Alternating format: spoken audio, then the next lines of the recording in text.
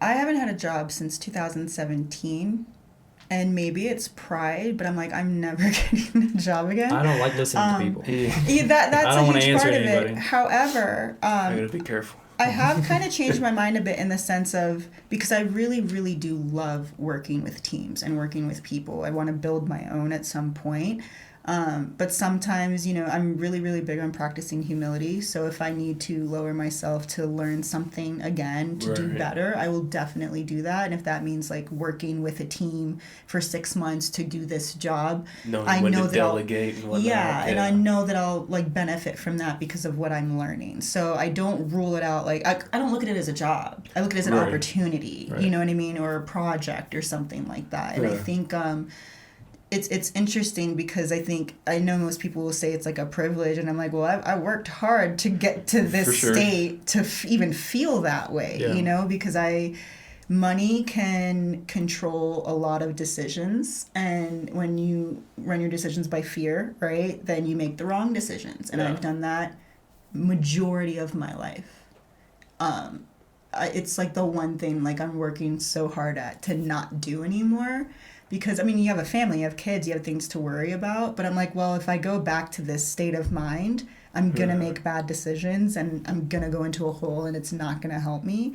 So I think having your habits, your goals, your strategies, like all these things really do play a role in how you're going to move forward. Sometimes we have no idea because you're figuring things out or you're learning something. And I've been there and trying to, say, okay, I'm going to do this. And then I did it and I realized, maybe I didn't like it, or it's not that I didn't like it. I just realized it wasn't what fueled me the way that I wanted to. Right. So yeah, at the end of the day, it's all trusting the process, right? Enjoying the journey and not putting so much pressure on yourself. I think that's the biggest one. For sure. Because if you give yourself these unrealistic expectations, you're going to fail.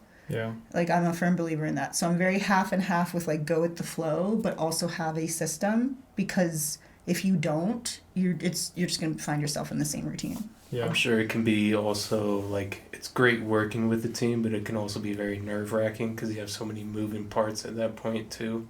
I've had bad experiences. I'll bet. For the most part, I've had great experiences.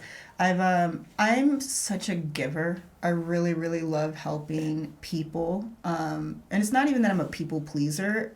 Maybe I was. I don't think I am as much anymore. Right. But if I see like another young female entrepreneur, or just any entrepreneur really that's trying something and I want to help, I usually will. I'll throw work their way or things in that nature. And I had a really bad experience where I helped someone and they like went behind my back to that client and they both ended up doing their own thing, which was fine. And I'm very grateful it happened because it put me onto a new path. Right. But things happen and, don't let it discourage you. It's normal. It's all a part of your growth and entrepreneur process. And it's going to teach you. I think failure is success. I'll say it like that. Failure is success. So every time you fail at something, it's just you learning how to go about it the next time. For sure. Yeah.